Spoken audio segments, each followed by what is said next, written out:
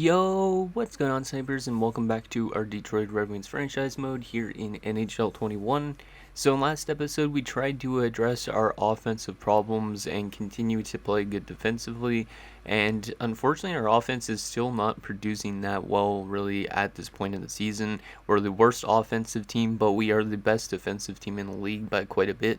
So we are going to be making maybe one trade at least, probably two trades in this episode to try and help out our offense a bit, and as well we're trying to address our fourth line because our fourth line has been out there for most of the goals against. As you can see, minus 15 for Jenner, minus 13 for Dingman, and minus 10 for Melanson.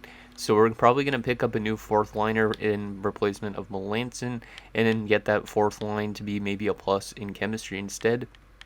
There is like three young guys I was looking at to potentially trade for. We're probably going to trade for one of them to help out this line a bit. And then also our offense has just been really flat, as I was saying, so we're probably going to be trading away Filip Zadina because he's not been great on that top line and he doesn't really fit anywhere on our team in particular. So we're probably going to be trying to trade him away and bringing in a good sniper for this top line to play with Svechnikov and Foudy. Now, Svechnikov will probably get moved to the left side because he could play left wing as well because he's a left-handed shot. And then we would pick up probably, we're thinking about picking up David Pastrnak. I'll get back to that in a bit, but to go in this spot. So, anyways, before we get to making some trades potentially, I do have some comments to go over. The first one being from HawksFan88. He says, I think the best way to solve your scoring problems is to trade Zadina for right-handed snipers. So you have a sniper, two-way sniper line. This kind of line always scores a lot of goals. And so yeah, that's basically what I was just saying. I already kind of mentioned his comment. He also actually, we were talking a bit about that, and I said that I found Pastrnak could be intriguing. He says Pastrnak might work. Only problem with Pastrnak is he's never seen him sim very well, but if he's actually doing well, it could be an option. So I'll quickly show you guys David Pastrnak. He's on the Chicago Blackhawks, which is kind of weird. If I go to Chicago, as you can see, they don't have a good record, 16, 24, and 11, so they're probably not going to make the playoffs. They are listed as a seller. They do have Pastrnak signed for 2 years at 9.45, so he is making a little bit less than Filip Zadina at the same year, so we're basically only saving like $2 million, I think, in cap space to get him. But he would be probably a pretty good fit for the team considering he fits the top line. He doesn't fit our power play, but still doesn't really matter because he's exactly like Svechnikov, and Svechnikov didn't fit our power play, but he is still playing pretty good with us. And as you can see, Pastrnak has 57 points, only 22 goals, but still 57 points. He's over point per game, and he's a good power play player, it looks like, at least in Chicago. And yeah, that's basically all his stats. So he's been pretty good. We'll probably bring him in if we could get a deal done with Chicago. They don't really want to move him, but I think it's kind of realistic that they do because the fact that this team is going into a rebuild stage, it looks like. Now the next comment I'd like to go over is from Heaney E. He says Svechnikov has only scored 14 goals, which is bad. I would try and get Nick Suzuki or David Pastrnak. Read your comment. If they fit the lines because the offensive has been really bad. So yeah, David Pasternak's probably the one that we're going to trade for. Nick Suzuki, I don't really think fits our system, but I could look him up. And he also says, though, to trade Zadina, Veleno, or Foudy for Suzuki or Pastrnak. So yeah, basically we're going to just do it as Zadina for Pastrnak type of thing. But there's also the fourth line deal that I mentioned on Twitter. I didn't mention really anywhere else. And he also says I would also get a power forward because then you could get a +3 or +5 power forward, playmaker, sniper. Well, the fourth liners that I was looking at, I think there was one of them that was a power forward. And I think it could have been the one that fit in all lines because there was one that fit our bottom six, one that fit all lines, and then one that we don't know where he would fit. But he's got 99 defensive awareness and 90 faceoffs. So I don't know which one I'm going to be trading for, but I'm going to try and pick up one of those guys. So, and I think that was it. Actually, no, there's a comment inside of a comment from Illis69. He says, also, maybe try and get an assistant coach and goalie coach to help with player development.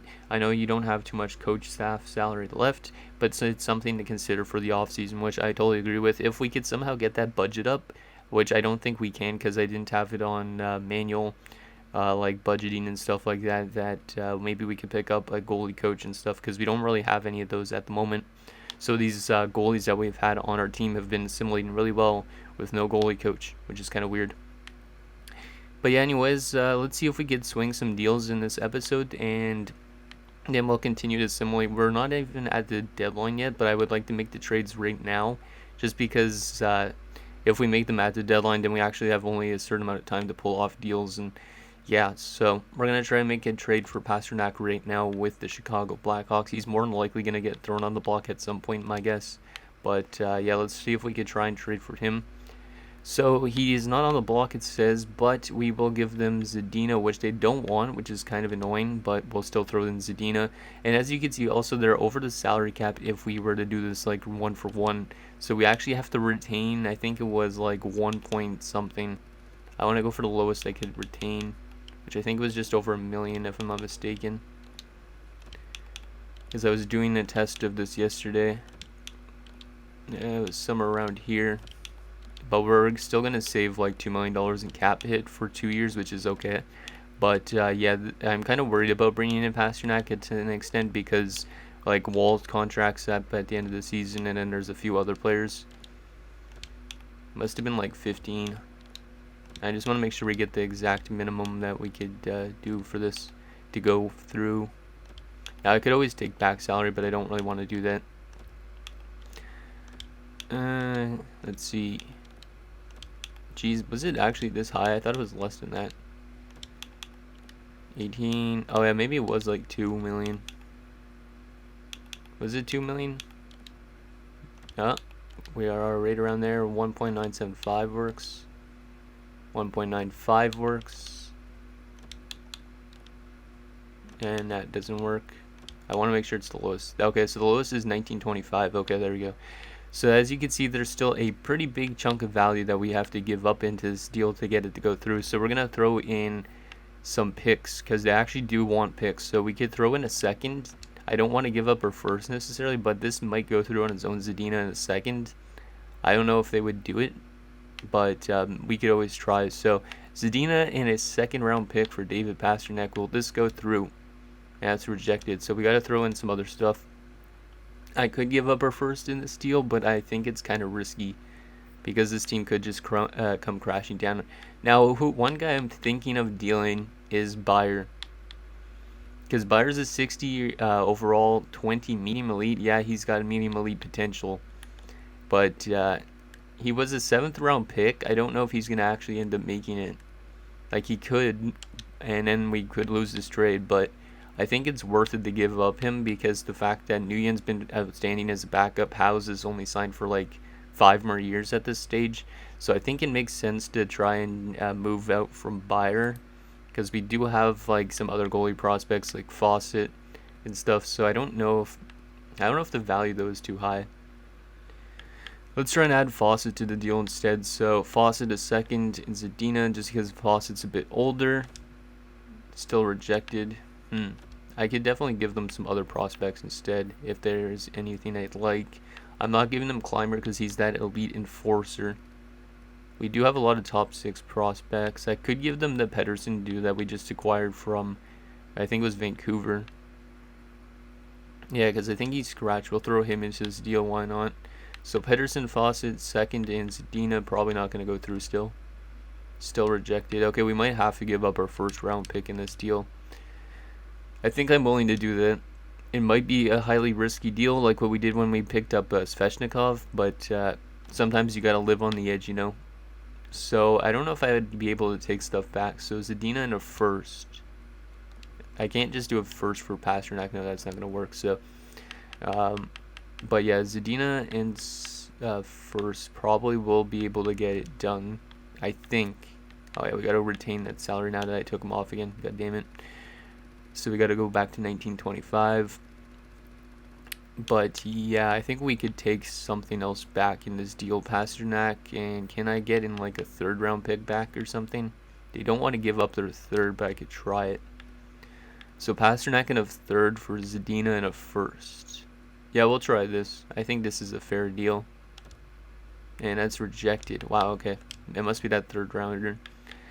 Let's try a 4th and a 5th.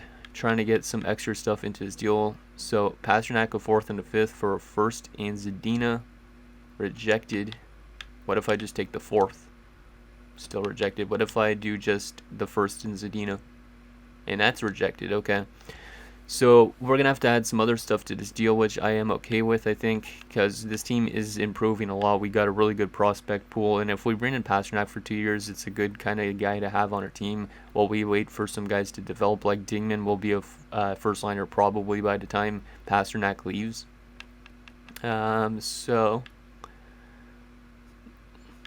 We could throw in like Semyonov. I'm still thinking about moving Byers to an extent. He's got a good chunk of value. I don't think he's going to develop into a starter. Like, I feel like he's going to be more of a backup maybe in the future like Nguyen is. Yeah, you know what? We're going to throw Byron into this deal. That's a lot to give up, but I think it will get the deal done. And then I should be able to take back a third-round pick into this deal because I'm giving up a lot of value, but let's try this. So first, Zadina and Bayer. I know you guys are probably going to be mad at me for moving an elite goalie prospect, but I don't think he's going to develop since he was the 7th rounder. For Pasternak in a third, this should easily go through, and that's rejected. Okay, maybe they don't want to move that third. How about this? Wow, okay, they do not want Zadina at all. But I have to move out Zadina. I'm not moving out anybody else as part of this deal. We're going to get this deal done one way or another. So I could give up a future third-round pick. Not one for this year, I don't think. Actually, yeah, one for next year I'll give. So first, a third, Bayer and Zadina. I'm giving up a lot of value here. And still rejected. Come on, Chicago. Work with me. I need David Pasternak on this team for just, like, 2 seasons. I could always trade it back to him you in the offseason if you really want him that bad. Because this team that we're trading with is literally like a rebuilder, so they should be taking this easily. I'll give up a second for next year, because we're probably going to be a competitive team again next year, so I'm not worried about picks at the moment, I don't think. First, a second, Bayer and Zadina for Pasternak. This is a lot to give up, and they're still rejecting it. My God, it's probably because of Zadina, but Zadina's like the only thing we could give up in this deal. Come on, guys. Let's give you a 4th rounder. This entire episode is probably just going to be me trying to make a deal with Chicago. But we're going to still have to get the rest of the season simulated as well. So let's add that 4th round pick.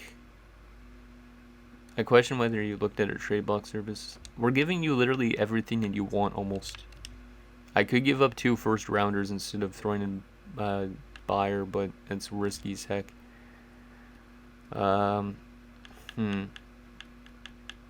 Yeah, I'll give you a second for next year, and we will give you a third for the following year. I don't even know if that's going to work. Probably not. My God. I don't know what to do. Because Pasternak's like the best fit, and I really need a top-line scorer, so I think we might be willing to part the two. I don't want to give up a first for next year. That's so risky, especially with the value. Because if we were to, like, all of a sudden just have a really bad season, we could give up a lottery pick. Okay, I'll give up my second for this year, and I'll give up a second for next year. This is a lot of value to give up just for a guy that's going to be here for maybe 2 years, and I don't know if he'll come back after that, but we need this deal to go through. So, a first, 2 seconds, Zadina and Bayer, still rejected. Holy crap. Okay, they definitely want 2 first-round picks, I think, in this deal, which I'm not really comfortable with doing, but this team should be a playoff team next year. Do I want to give 2 first-round picks in this deal? We have an abundance of good prospects. I could throw in the first. Let's see. So 2 first, Bayer and Zadina. And then let's see. Can I take back anything in this deal? Like, would they give me a 3rd-round pick? Or 2 3rd-round picks? Because I'm getting fleeced in this deal, I think a bit. First, Zadina, Bayer, and the first for Pasternak and 2 thirds. Still rejected. I'm going to take those thirds off and try this. Come on. Oh my God. Wow, they won't even accept 2 first-round picks. Okay, we're going to wait till the deadline just because that last time I tried to make a deal, it actually went through at the deadline-ish instead of actually before the deadline. So we'll try and trade for Pasternak at some point. And yeah, I think we'll try and make a deal with the Anaheim Ducks for that younger kind of guy I was mentioning on Twitter. We're 15 minutes into this episode and I haven't made a trade. I probably would have made some cuts though. Okay, so Fitzpatrick, I think they wanted 2 4th-round picks. I wrote down he'd be the guy that could fit on all lines. I think they wanted 2 4th-round picks. I wrote it down. No, they wanted a 4th and a 6th for him. Like, literally, a lot of the teams want a lot of stuff for players, but a 4th and a 6th for an 80 top 9 is pretty good. Yeah, we'll do that. A 4th and a 6th for Fitzpatrick. Welcome to... Well, no, I don't want to move Caden Dingman down. Oh, these are possible moves, it said. Okay, but yeah, anyways, there you go. Fitzpatrick is in. So that's one deal. And yeah, he would fit on our 4th line. I don't know if... I want to bring in multiple guys. I could always try, because there was another guy that... Like, the guy with the 99 defensive awareness and 90 faceoffs. I might bring him in and get rid of Suzuki. Oh yeah, I wanted to trade Melanson too, goddammit. Yeah, I gotta trade Melanson as part of this deal. So Perrin will throw in Melanson and Suzuki. Or I could play Suzuki as a 4th line center. Yeah, Suzuki's not good. He's not a bad fit for the team though. I could still move him. So Suzuki, and I'll throw in Melanson as well to this deal, because those guys are extra guys pretty much. They'd have more than 45 skaters, goddammit. Well, maybe Melanson will be depth for us. So I could do Suzuki, and then I'll throw in like a 5th rounder. See if that works. Suzuki and a 5th for Perrin. Maybe I could do a 7th. I'll try a 7th first. Suzuki and a 7th for Perrin.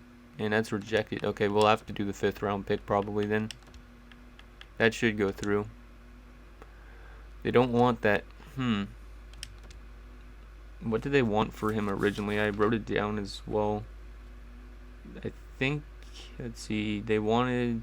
I think it was the 2 4th rounders they wanted for him, so we're going to have to throw in a 4th probably for next year. Suzuki and a 4th for Perrin? Rejected. We're going to not have a lot of picks in this year's draft, but I don't really care. Wow, okay, they do not want to accept that either.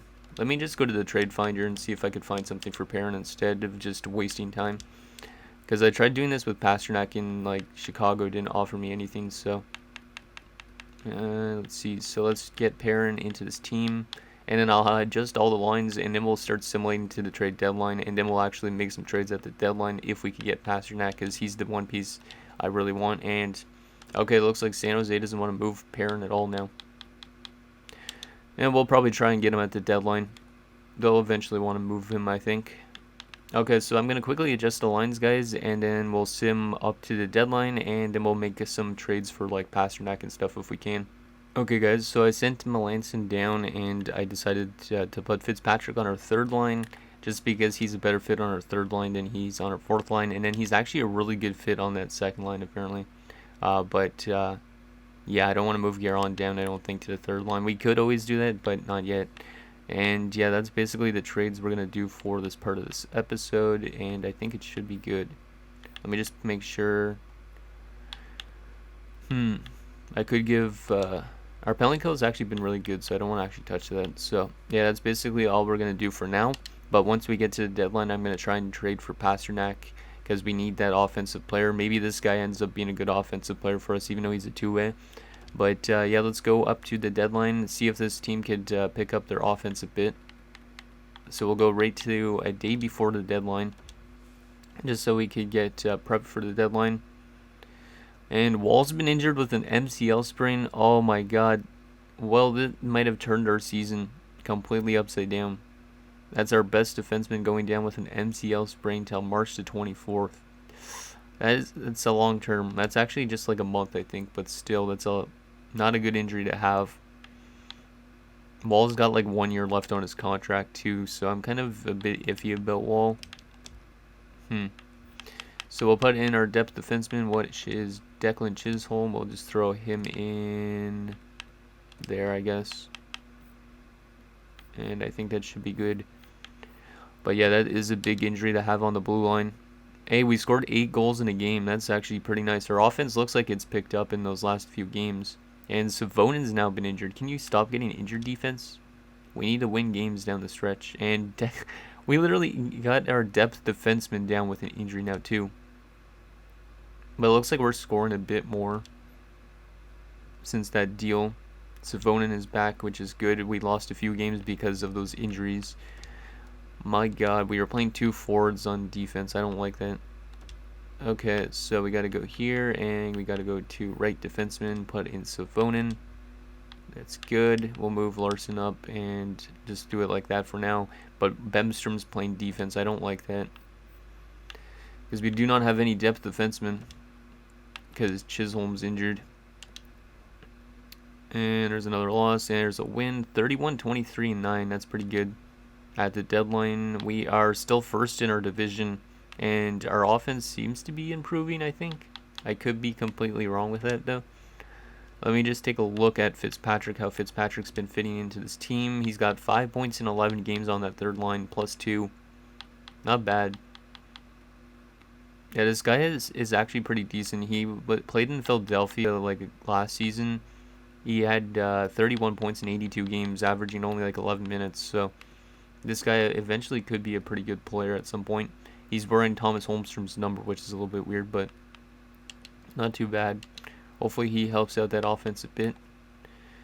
But yeah, Zadina's still going to be on the chopping block at the deadline. So let's advance the day and get to that deadline. And let's try and make a trade for Pasternak still to help out our offense even more so. Because this team needs to have some good offensive stuff. So we are going to be a conservative buyer and enter the deadline. Chicago should still have Pasternak kind of on the block, I would assume. Maybe they don't. There's also like Ponomarev, but Ponomarev I don't think would really help us much.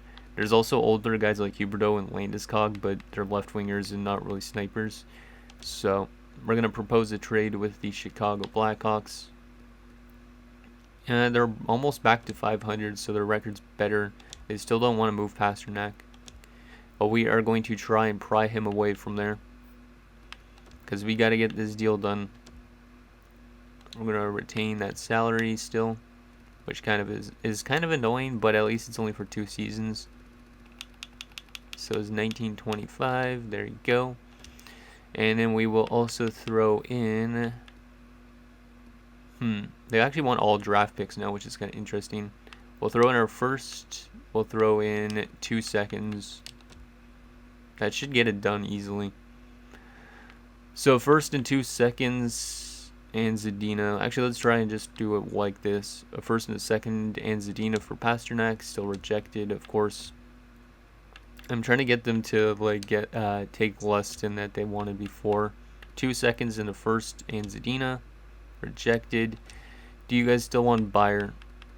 Because Bayer is sitting on the bench for the season in the AHL just because I want him to kind of get used to the league a bit.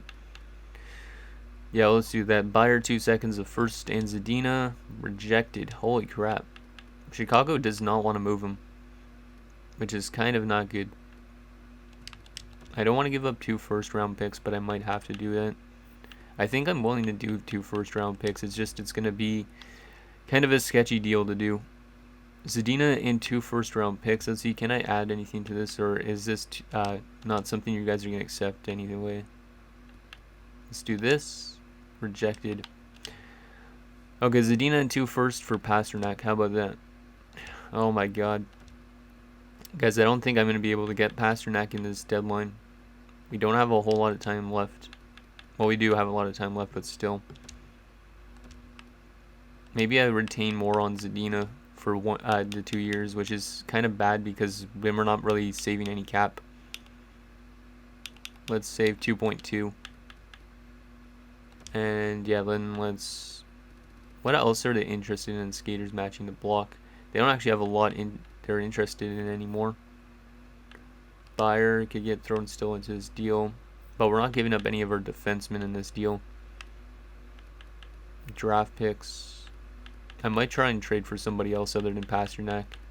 But Pasternak might be the best option still. Gotta throw Bayer into this deal again. And I don't know if anything else. Let's try that. Still rejected. Come on, Chicago. It took me a long time to get a Svechnikov deal last offseason, so... Oh, this is really annoying. Like, this team does not seem to want to move from Pasternak, but you think they would. at least in my opinion. Like, we're giving up a shit ton of stuff just to get a guy for a playoff run. Third rounder. I'm not giving up 3 first round picks, so you know, computer. I could throw in a second, so two firsts and a second, Bayer and Zadina. This is so much to give up, and that's still rejected. Okay, so I think Pasternak's completely something we can't get. If somebody trades for Pasternak now, I'll be kind of pissed off. But let's see, who else do we got here that could help us out? I guess Pasternak's impossible to get. B.O. Gruel, I don't think is a sniper though, is he? No, he's a two-way. There's no snipers on the block. I could trade for Landeskog. He's a power forward. But Landeskog might have just went. No, he didn't. What did they want for Landeskog? He's gotten a lot of value, but we are going to have to throw Zadina into his deal. And I actually want Zadina. So we could get Landeskog for 1 year. I think this is okay as well. Because Landeskog is an 86. He's been better offensively. He doesn't actually fit our top line, though. He fits only our 4th line and our penalty kill. I think I still would rather bring him in just because he could help out potentially with the offense a bit. This is not going to be as good of a trade as what I was hoping, but maybe we could get some draft picks into his deal as well to make this even better. But yeah, Colorado, they're not in a rebuilding. They're in a rebuilding stage. They only have 19 wins this season. Landeskog, a 3rd round pick, and actually I could probably add a second for next year. They won't actually give that up.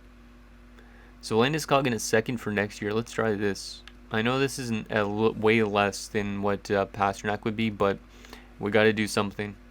Landeskog, yep, okay, there you go. That's a good trade. Apparently it was in their favor heavily, but I think bringing in Landeskog could be okay.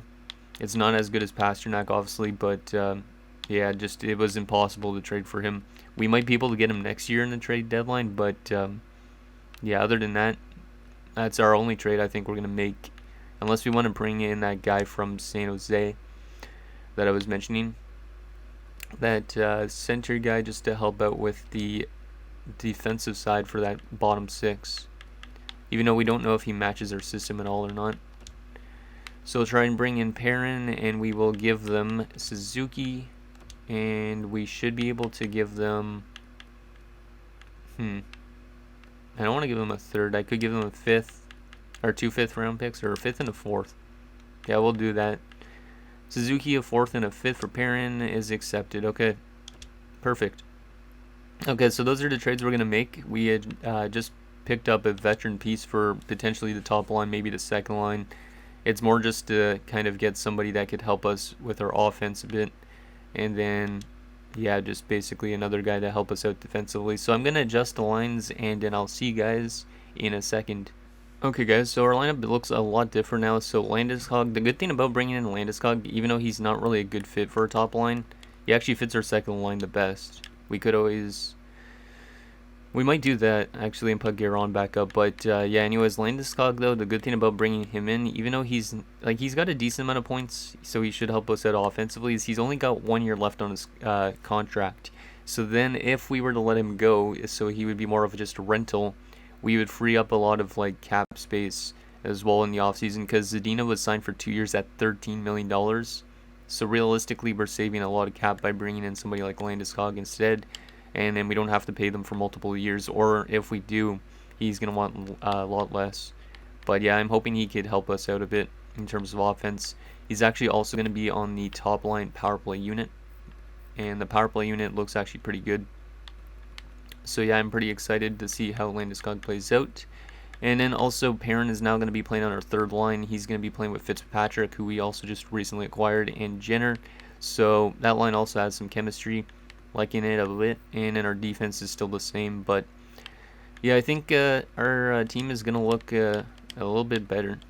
Let's just adjust this quickly. There we go. But yeah, I think our team's gonna be okay. I just hope that Wall is back from his injury soon. But yeah, I'm kind of worried about bringing in somebody like Landeskog to an extent, but with him only having 1 year, it's like it should be fine. Let's just go best lines down there in the minors.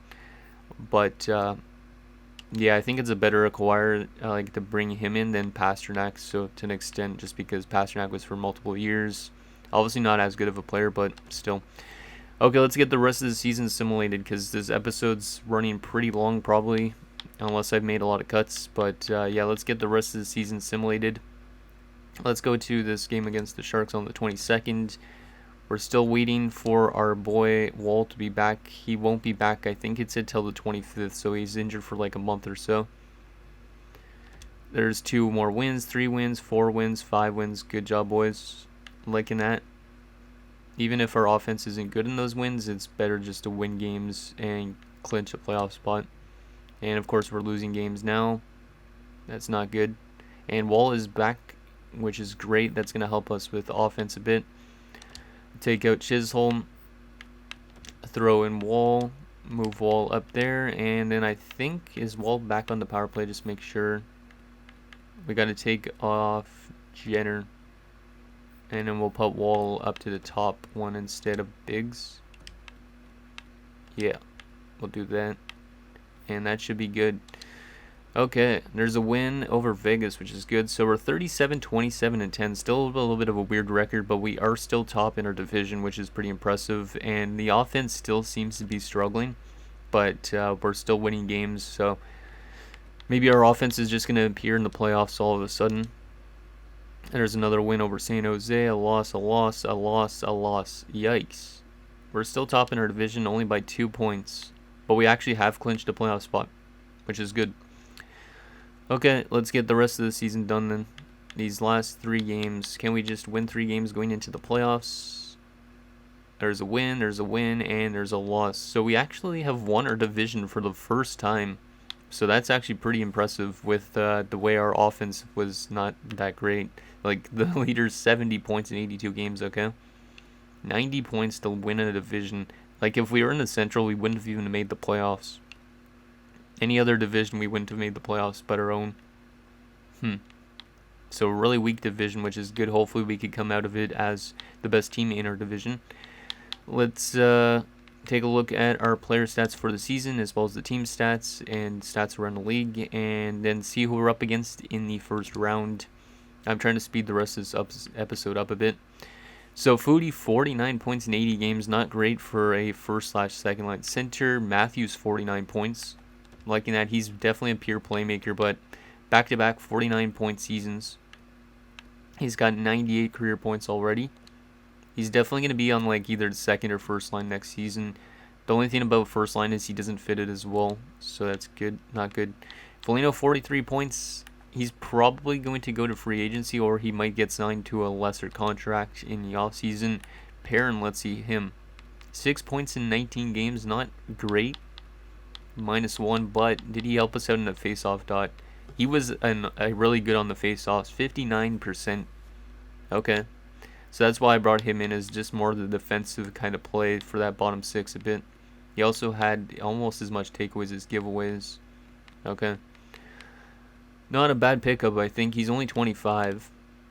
Obviously not as good as he was hoped to be, but still a pretty good pickup, I think. Bemstrom, no points. Landeskog, 67 points this season. He had 13 points in 19 games with us. He had 9 goals, so he definitely helped our offense a bit, but he was also a -5. So it looks like we might have got a little bit worse defensively once we acquired some new pieces. Guerin, 45 points is pretty good. Fitzpatrick, how much with us? Out of curiosity.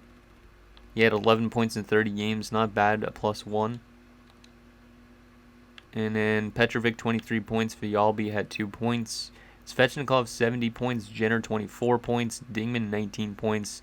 And the other Jenner had no goals, but 15 assists. But yeah, it looks like our bottom 6 really struggled. Or our fourth line still really struggled in plus-minus.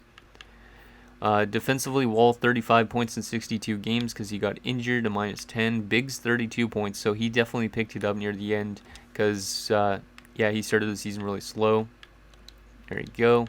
Larson, 20 points in his first season, pretty good. Savonin, 18, and Stewart, 15, Lacerte, 13, and 3 from Chisholm. And then the goaltending struggled actually near the end of the season.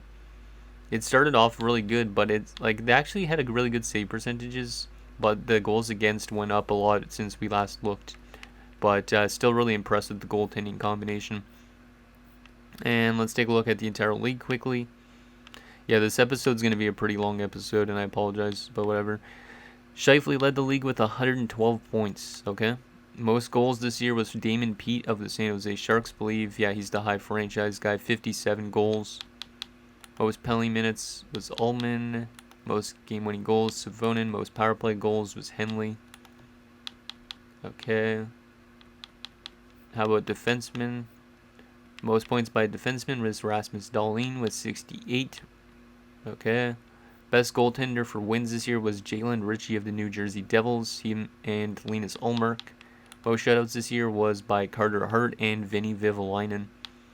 The best save percentage by a starter was Vinny Vivolainen. Jeez. And best goals against average by a starter was Vinny Vivolainen.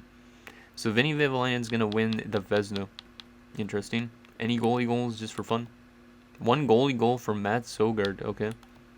And 4 assists from Tucker Tynan. Best rookie this season was Stefan Burkhoff with 81 points in 82 games. Former 4th overall pick of the St. Louis Blues, but he's now in Nashville. Interesting. Okay. Let's take a look at the standings, and then we will see who we're up against in the first round. Yeah, this episode might be like 30-something minutes, but whatever. So, best team in the league was the New York Islanders. We finished probably way down here. Yeah, 17th, but we still clinched our division, which is pretty crazy. Goals for per game. We were the 3rd worst offensive team in the league, so we actually improved a bit, it looks like, offensively, but not by much. Colorado and Ottawa were worse, and they were the worst teams in the league, so that's kind of a bad thing. Goals against per game, though, we were the 4th best defensive team, so we kind of gave up a bit more goals near the end, but still pretty good for our spot. We actually gave up more goals. We actually allowed more goals than we scored, which is not good. Our power play was the worst in the league at 10.5%, and our penalty kill was the 4th best at 85.9. Okay, not too bad. So we were a really good defensive team, just offensively still stayed really bad. But maybe in the playoffs they'll find themselves a bit. Okay, let's take a look at who we're going up against in round 1. Should be an interesting team. Okay, it's going to be the Philadelphia Flyers. Yikes. We actually have home ice advantage, though, since we won our division and they didn't. But they finished 49, 25, and 8. Damn. Yeah, this is going to be a tough matchup. Let's take a look at what they're all about. They had Mark Scheifele, who was the best player in the season, so yeah, I'm kind of worried. Yeah, this is going to be a really tough task for this team. Dylan Genther, 90 overall with Mark Scheifele, who's dropping off but still having insane seasons, and Arturi Lehkonen. Second line, they have Alexander Kerfoot, Sean Couturier, and Nicholas Robertson, or Nick Robertson. Third line, Christian Dvorak, Kirby Dach, and Brendan Gallagher. I really like their center core. Like, it's got really good depth to it. And fourth line, they have Liam Howell with Santeri Virtanen and Ryder Korzak. Defensively, they got Esa Lindell and Cale Fleury. They're actually a little bit weaker defensively than us. They also have Axel Anderson and Victor Mete, and then Sebastian Aho and Bodie Wild. And in goaltending-wise, they got Connor Hellbuck. That's interesting. How does he simulate? Still pretty good at his age. And they also have Matt Sogard, who had that goalie goal, as I mentioned. And in depth-wise, they have Troy Stetcher, Jet Wu, and Cole Lind is out with an injury, so that's one of their players that would actually fit probably instead of Howell, my guess, but I could be wrong.